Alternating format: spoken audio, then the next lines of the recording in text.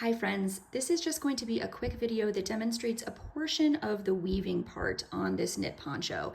And that is when we're going over this shoulder seam here because the direction of the stitches will change. I just want to explain why that's happening and what to do when you get to that part. So because we knit this in one large rectangle that's going this way and then it's folded and it's going that way. After we have done our seam here for the top shoulder, leaving this open for the neck, we begin our weaving. And on this side of the fabric, you're going to identify the V's of each of the lines of stitches that are running up and down like this so that you are working under and over them as was demonstrated in the other weaving video. But once you get to this shoulder seam, the direction of the stitches is going to change because again, this was one large rectangle. So on the opposite side of the fabric, your stitches are going to be the V's just as they were on the other side. But since we're working from the top down now, you're actually going to be working into what look like A's instead of V's because the stitches are going to be upside down since we're working from the top down on this other half once you've passed that seam line. So I'm at a point in this row now where I'm just about to hit this seam line. So I'm gonna show you how that direction changes as you're working on it. Okay, so I've laid out my fabric fairly flat here.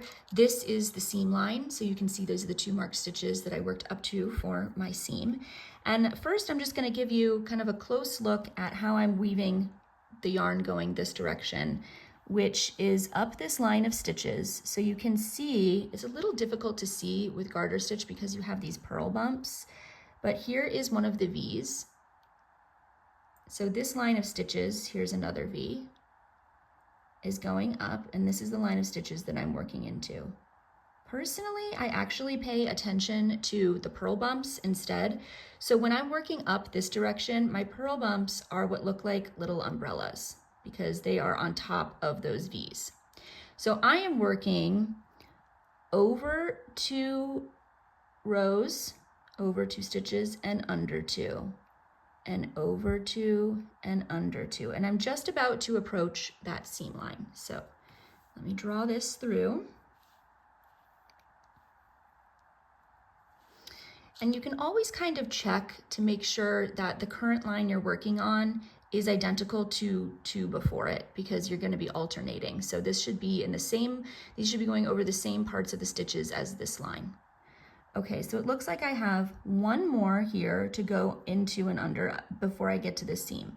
So I'm going to go under here, under my seam,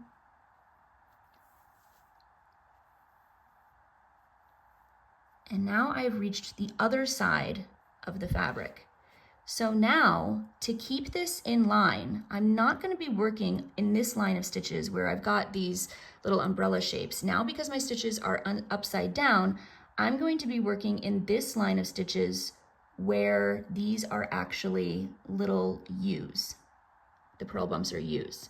Because if we turn that around, they would be the umbrellas, and that would be right side up for that part of the fabric. But since we're working from the top down, I'm going to be going over and under 2 rows at a time of the line of stitches with those little U shapes. So I'll draw this through.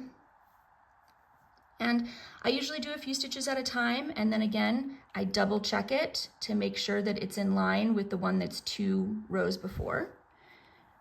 stitches before. So again, I'm following this line of the U's now. So I'm going to go over 2, under 2, over 2, under 2. Draw this through one more time. And once again, I can clearly see because of that little white line underneath from the ivory stripe that I am in line with the stripe that was 2 stitches before. So all good. Anyhow, that is how you're going to identify where you are doing your weaving. Make sure that when you get to that seam line, you switch from going over and under the stitches that have those umbrella-shaped purl bumps to going over and under the stitches that have the U's. And that is how you will keep this all in one line, and make sure that when you begin the weaving for the neckline portion here, because you're going to be working those individually down and then around, when you get to this side and you're working those down, you won't have any rows of gaps here, and you won't have to double anything up. You should, the last row of weaving for the neckline should be directly next to the stitch that is the last row we're going to be weaving during this portion where we're going up and over the shoulder. So you don't want to have any gaps there, any rows that are unworked. And that is how you ensure you do that, just keeping these in line with the same, with the adjacent stitch from the front part of the poncho to the back part of the poncho, making sure